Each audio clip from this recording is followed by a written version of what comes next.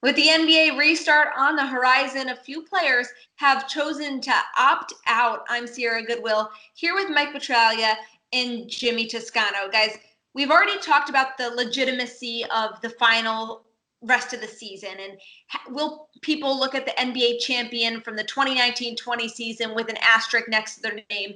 Now, that's amplified when players and significant players, when you look at Avery Bradley for the Lakers, are not going to be playing and joining their teams down in Orlando. How legitimate is this rest of the season even going to be?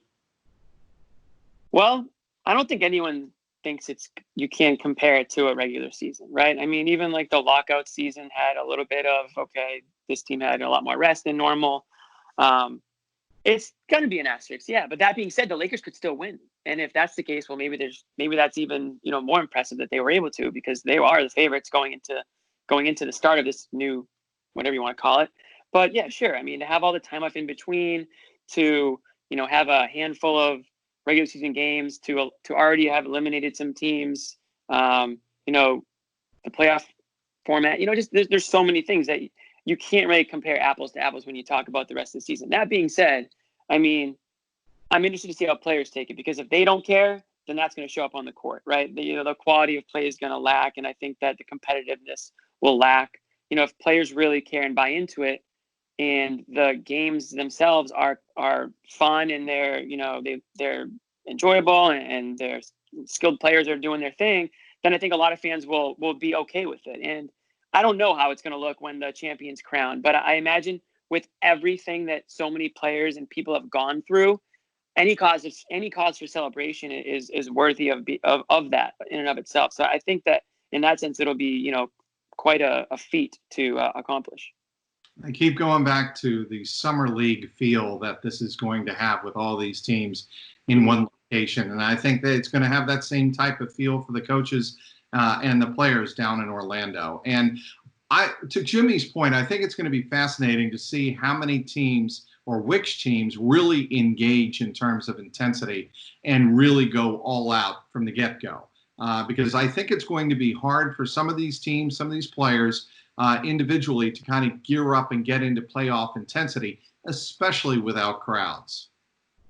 Absolutely. And if we're here saying that there's going to be an asterisk next to the NBA champion, you got to think about the players who hear that and say, okay, so why am I going to go all out, risk injury and all these other things if it really in the end isn't going to do that much to bolster my resume if people aren't going to look at this NBA championship as equal to all the rest? How do players get motivated, and do you think they will be still playing at the highest caliber that they could be with this situation that we're in?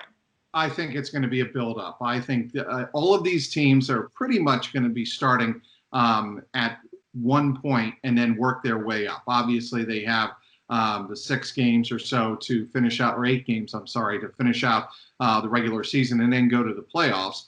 And we'll see how that format works in terms of establishing playoff seeding. I really like that idea, because I think it gives a lot of teams a sense of urgency that, hey, there's something to play for going forward. And then once that is established in the mindsets of most of the players and coaches, I think the rest will take care of itself.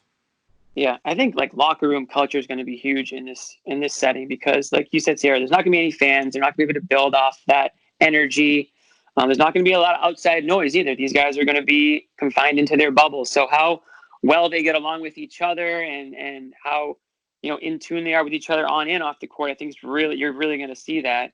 And I mean, I do think that that there is reason for these players to get up, because everyone's got contracts still, right? And everyone wants to prove that they can still play. There's going to be free agency. There's going to be players who are looking to change their scenery in one shape or form, right? So I think there's still a lot to play for. And while I know there will be whatever team wins the championship, there will be some players on the team that will be their only championship. But it might just be a taste for some of these guys. Like, okay, this is a taste of what I think the real thing's going to be like. It's going to make me want it even more, like the next year, prove that this wasn't a fluke.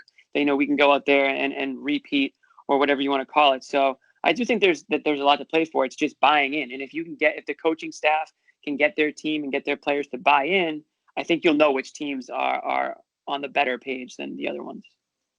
Well, for the lead up to the restart, catch all of our coverage of the NBA and Celtics on our website at clnsmedia.com and on our YouTube channel at Celtics All Access.